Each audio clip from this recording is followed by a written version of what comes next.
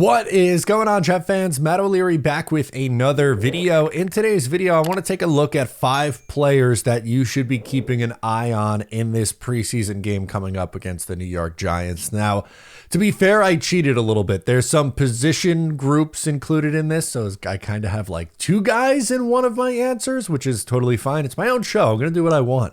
But let's get started with one individual player, and we'll start with Mason Taylor. That's the player that I'm most excited to see. He did not play in the Jets preseason game against the Green Bay Packers last week. This week, he is anticipated to play, and I'm really excited to watch him perform because last week in the first drive of the game, you saw Andrew Beck had the 2 big catches on that first drive, and that's awesome. I totally love that for Beck. I think he's making this team. They're going to have a role for him, but with Mason Taylor healthy, I think those reps are going to end up going to him. Taylor's a really young player. He was, 20 years old when the Jets drafted him, and again, it's exciting for what I think he could do for this team. I truly believe that Garrett's going to be number 1 in receptions. I think Breece Hall's number 2 and Mason Taylor's going to come in at 3. And I think those 3 guys are going to be 80% of the target share for the New York Jets. And then whoever else is going to be the 20% after that. But I expect big things for Mason Taylor this year, and I think he shows that this week, and that would be a really positive sign, especially if the offense and the starters just in general are going to play a little bit more than what they did in week 1 of the preseason. Okay, here's where I cheat. I'm going to just say the tackles. So the starting tackles, Olu Fashanu and Armand Membu versus the Giants pass rush. That's been a huge story all week, and rightfully so. Doesn't get much better than the Giants up front when you have guys like Brian Burns, Abdul Carter, Dexter Lawrence, even Kayvon Thibodeau you could toss in there as well, right? There's a lot of talent on that defensive line, and I want to see how Fashanu and Membu hold up in game situations. On Tuesday at the joint practice that I went to, Membu got beat a couple of times by Brian Burns, which is anticipated, right? I'm not saying, oh my God, I'm hitting the panic button on Armand Membu. That's not the case, but Burns was winning a good amount of reps in that practice. And I think he was better, and the Jets offensive line was better on Wednesday. But what does this look like in a game? They looked really, really strong against Green Bay. Membu, too, in particular, looked really, really good in week 1 of the preseason. What does it look like in week 2 going up against one of the better pass rushing fronts in the NFL? Real quick, guys, I've partnered with Swivel, a fan engagement platform that creates all my latest content and delivers it straight to you through a Chrome extension. Every time you open a new tab, it turns into your full-on New York Jets content hub with my videos, tweets, and updates all in one spot. It's totally free and super easy to set up. Just click the link down below in the description to check it out. It'll also be the pinned comment, so make sure you add that to your Google Chrome page. I've done it, and I absolutely love it. Okay, Jay Tufele was the star of week 1 in the preseason, right? Had the fumble recovery for a touchdown, a 1.5 sacks. He was all over the place. Can he repeat his performance, right? Byron Cowart is still out, so there is a wide open spot next to Quinnen Williams on the interior defensive line.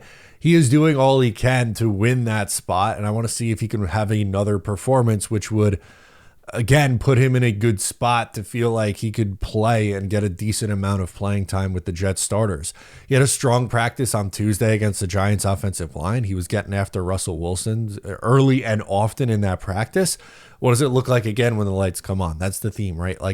What do these guys look like in game situations, assuming that the starters are going to play a bit longer in this game than what they did the first go out?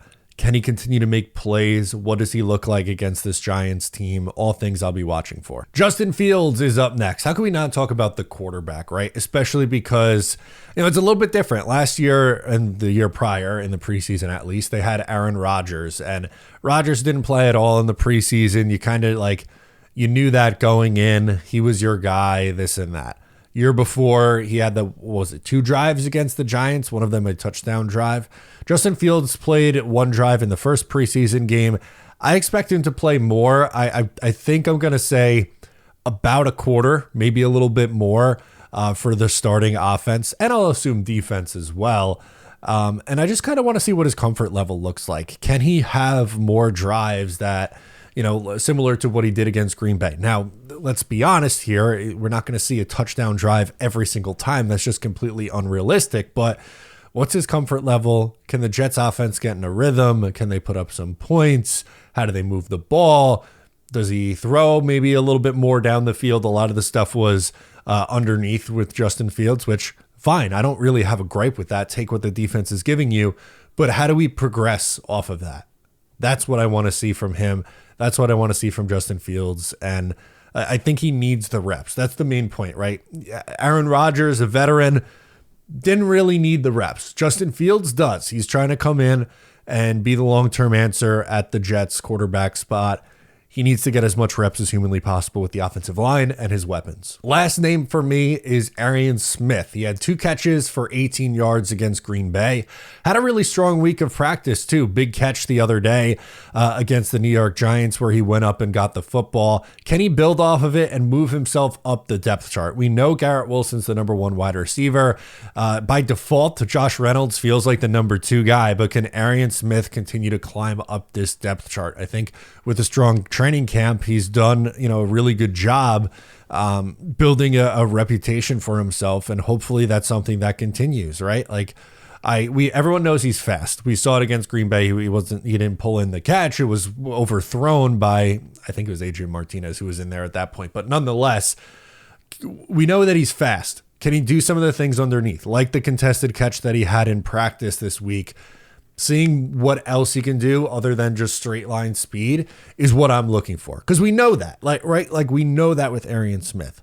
At practice, having that and inserting it into a game situation, that would make me feel a little bit more comfortable about him being a well-rounded wide receiver and not just a burner that the Jets use to stretch the field and open things up underneath. So Arian Smith is the wide receiver I'm looking at. Let me know who you are watching for in this game. What players do you want to keep a close eye on? Let me know in the comments. I'm Matt O'Leary. Subscribe here if you're new. I'll catch you next time.